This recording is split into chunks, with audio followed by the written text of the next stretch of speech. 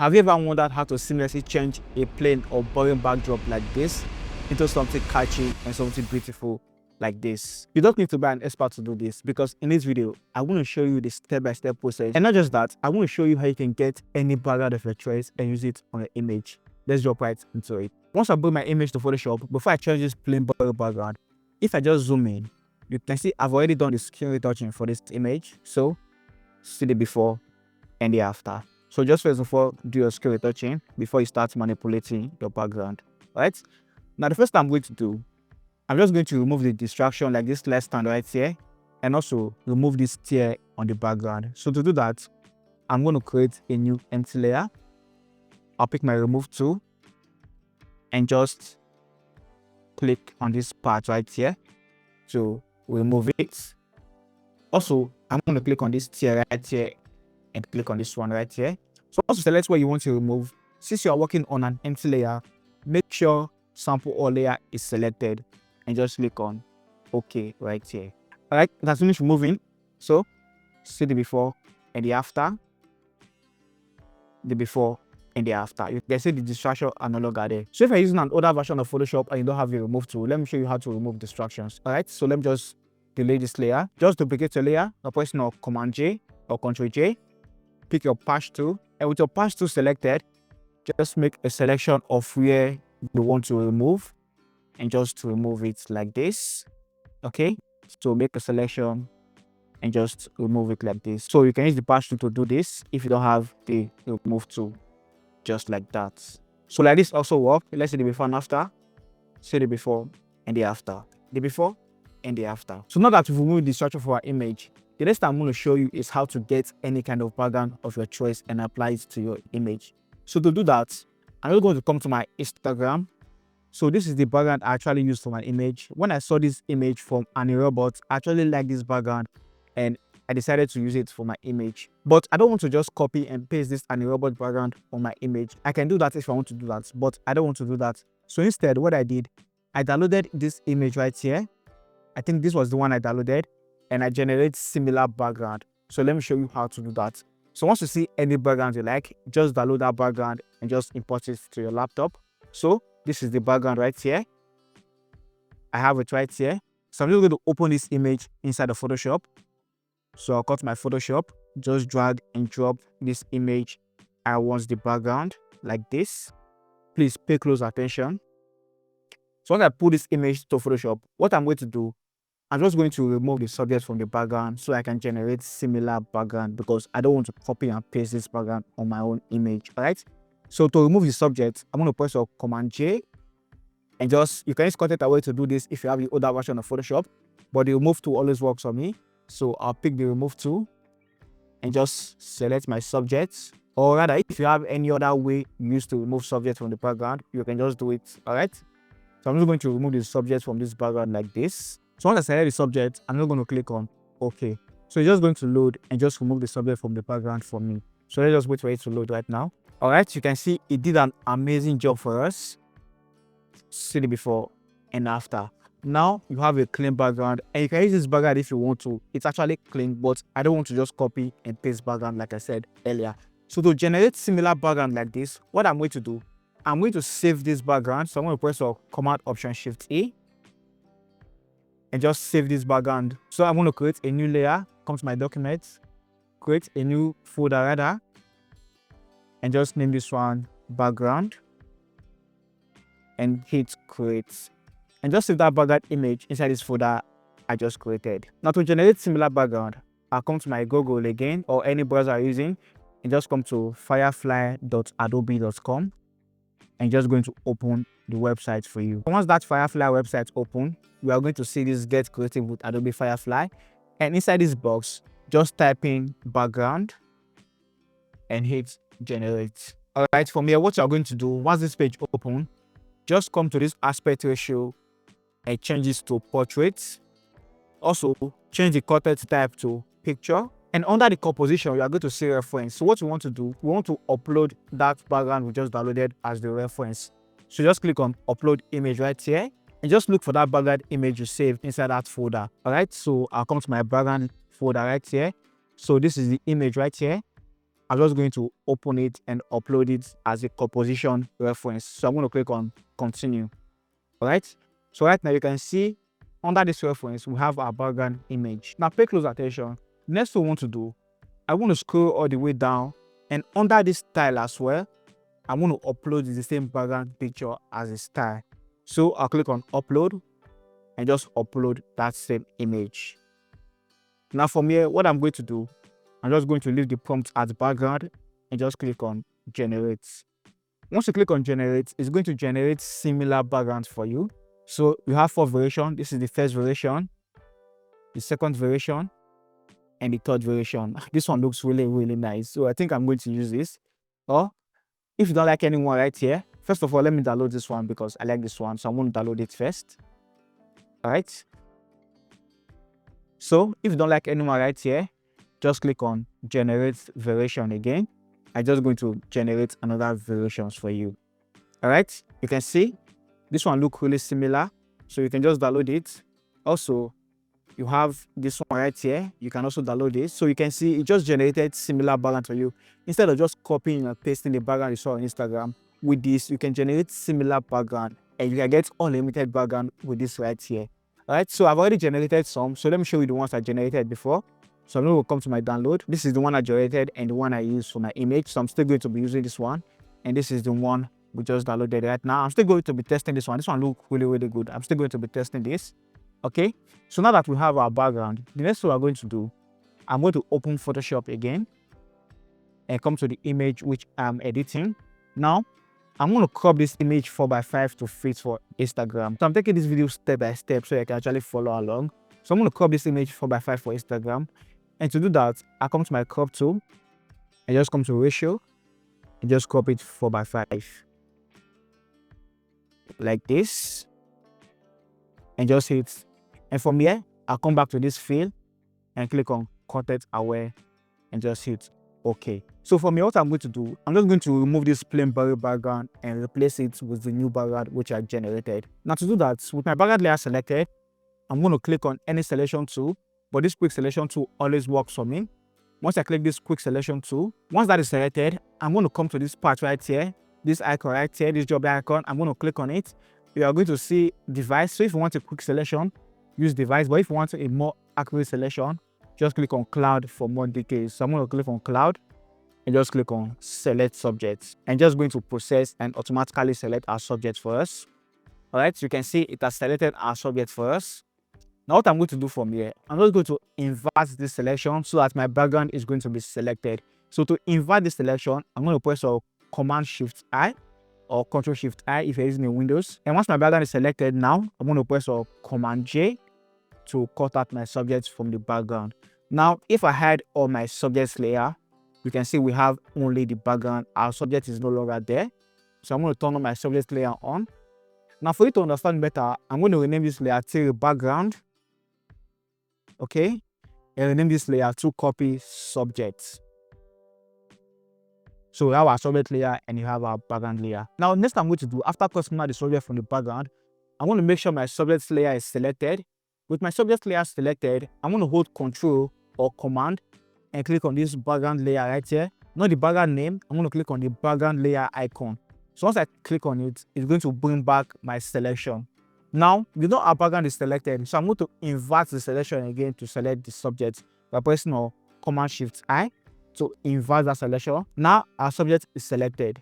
Now, instead of cutting out the subject, I'm just going to hide it with a layer mask. So with my subject layer still selected, I'm going to come to my layer mask and just add a layer mask like this. Now, from here, what I'm going to do, I'm going to come to my background layer and just drag it down below my subject layer like that. So we have our subject layer above and we have our background layer below. From here, what I'm going to do, I'm just going to smoothen out the background a little bit because I don't want to remove the shadows, so I'm going to smoothen it out a little bit. So to do that, with my background layer selected, come to filter, convert to smart filter so that you can actually change the radius or the amount of blur later. So once I convert this background layer to a smart object, I'll come to filter again, I'll come to blur, and I'll come to Gaussian blur or Gaussian blur and just click on it and just take the radius up a little bit. So like this works for me. So 40 works for me, but I can change the radius later because it's a smart object or a smart filter. So I'm going to click on OK. Now for me, what I'm going to do, I'm going to drag and drop that background which is generated inside of Photoshop right now. So I'll come to my download. This is the background right here. I'm just going to drag and drop it inside of Photoshop like this. So make sure the background is under your subject layer, because if it's above your subject layer, it's going to be hiding the subject. So make sure the background layer is below the subject layer like this. Now I'm going to press Ctrl T and just resize it and just make it fit like this. So like this works for me. You can still take it down if you want to take it down, but I think like this works for me. I'm going to click on OK. Now for me, you can see it's looking really good, but we don't have any shadow anymore. So to bring back the shadow, what I'm going to do, I'm going to add a layer mask to this background which we just added. All right. So I'm going to come to my layer mask and just add the layer mask. Now once I add the layer mask, I'm going to pick my gradient map tool. So once I pick my gradient tool, make sure your gradient is on transparent. So just come to your basic and just make sure the transparent gradient is selected. Now for me, what I'm going to do, with the layer mask selected, I'm going to click and just take it up like this to show some parts of the shadow, just to make everything look even more realistic, like so. All right, so like this works for me. What I'm going to do next, I'm going to add a hue saturation layer under this background which I just added to make the background look white. So to do that, I'll come to my adjustment layer, create a hue and saturation adjustment layer. With this hand icon selected, I'm going to sample color from here and just take down the saturation just to make it white, and maybe take down the lightness up to make it white like so. All right, now let's see the before and the after. This is the before and the after, looking so much better. But to make this look even more realistic, I'm just going to blur it a little bit. Now with this generated background selected, come to your filter, come to your blur gallery, and come to this tilt shift right here. Now what this tilt shift does is that it just blurs the background gradually. So let's say we want to blur from here upwards and we don't want to blur from here downwards. You can do it with this tilt shift right here. So let me just show you. So if it's on the middle right now, if I just take this blur radius up like this, you can see these parts are not blurred. So if I zoom in, you can see these parts are not blurred, but the top is blurred and the entire is blurred, but these parts are not blurred. So you can just move these parts down a little bit. So we just blur it gradually like so. So if I take this thing up, you can see it's just removing those blur from that particular place. So that's how this shift actually works. But like this works, but I feel the blur is looking too much. So I'm going to take the blur amount down a little bit. Let's say 30. Okay, still too much. Maybe 25. All right, I think 25 works. So I'm going to hit on OK. Okay, let's see the before and after of the blur. See the before. You can see how everything is in focus for the background. Now to make your selection look even more realistic, just come to your subject layer. With the layer mask selected, just double click on it and it's going to open your layer and mask option for you. So with the layer mask option selected, you can just come down and just turn on this decontaminate color. Just turn it on and you can use the amount of 64. 64 works for me. Also shift edge plus 10 works for me.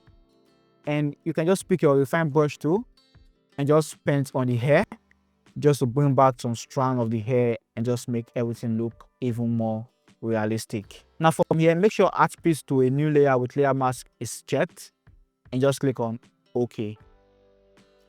All right, so I'm going to delete this one and leave this subject copy and delete this one right here. So this is the new one right here. So if I zoom in, you can see right now it's looking a lot better. So to refine it even more, you can just pick your normal brush tool. Remember, black hides and white reveals. So if I want to hide this part, I'll make sure my foreground color is set to black and just paint on this part to hide them like so. All right. And if I want to reveal, I'll switch to a white brush and just paint on this part to bring back some details right there. So you can just do this for the whole of your image and see what you want to fix and just fix it. But this selection looks pretty good, so it works for me. Now I'm going to add noise to the background. So I'll make sure this layer is selected, which is the background we generated. I'll come to my action and just click on noise right here. And by the way, if you want this my action, I'll be leaving a link where you can get to a free in the show below of this video. So once I add noise, if I zoom in, you can see, let's see before and after. See the before and the after. The before and the after. And if you feel it's too much, I'm just going to take down the opacity a little bit. So about, let's just 37. 37 works. All right, so let's see where we started from and where we are right now. So I'm just going to group everything I did and see the before and after. This is the before and the after. The before and the after. You can see the image is looking good already, but I'm having an issue. So can you guess the issues I'm having on this image? So I'll wait for you to guess. Just let me know in the comment section what you think the problem is for this image. Now, if you see the background is looking bright and something is looking dark, you are right. Also, if you see the atmosphere is not matching, you are right. So I'm going to show you how to fix the atmosphere and just make the colors blend and everything look natural. To do that, I'm going to create a stamp visible layer by pressing on Command Option Shift A or Control Shift Alternate A. So everything I've done below is going to be on this new visible layer right here. So even if I turn it off, it's still going to be on this layer right here. So after creating a stamp visible layer, I'm going to convert this layer to a smart filter. Now the reason why I like converting for smart filter is so that if I make any adjustment to that layer, I can really go back and change the amount or the radius of any adjustments I make on that layer. That's why I like converting for smart filter. Alright. Now after that, I'm going to come to my filter again and I'll come to camera filter. So once I open camera filter, I'll first of all come to my masking right here and just select the subject. So I want to make the subject look bright. So with my subject layer selected, I'm going to come to my light and come to my exposure and just take it up a little bit like so. You can see it's looking a lot better right now. So the before and the after. The before and the after. And after that, next thing I'm going to do, I'm going to come to the highlight and just take down the highlights a little bit like this. Next thing I'm going to do, I'll come to the general, which is in edit, and just take the exposure of the whole image up a little bit like this. Also take down the highlights a little bit and just add contrast to the image a little bit like so. Next I'm going to do, I'm going to add a bit of fade to this image. So I'll come to my curves and just click on this shadow, click on the midtones, click on the highlights, and just come to the shadow part and just take this slider up a little bit to add that fade. So if I take it up, you can see the fade is looking too much. So I'm going to take it up a little bit, just a tiny bit to add a little bit of fade like this. And also take the highlights part down a little bit like this. Now I feel it's looking too much, so I'm going to take it down a little bit, just a little bit. All right, so like this works. Now next thing I'm going to do, I'm going to scroll the way down and come to my calibration and just take the blue primary up a little bit like this and just zoom in on the image. Once I zoom in on the image, I'm going to remove a bit of oranges from the image. I feel it's looking too saturated. So I'm going to come to the saturation of this red primary, just take it down a little bit. Come to the saturation of the green primary and just take it down a little bit like so. So like this works. So let's see the before and after. See the before and the after. The before and the after. But I feel the contrast is too much for this image. So I'm going to come to my contrast and just take it down a little bit. Also, open up the image a little bit like this.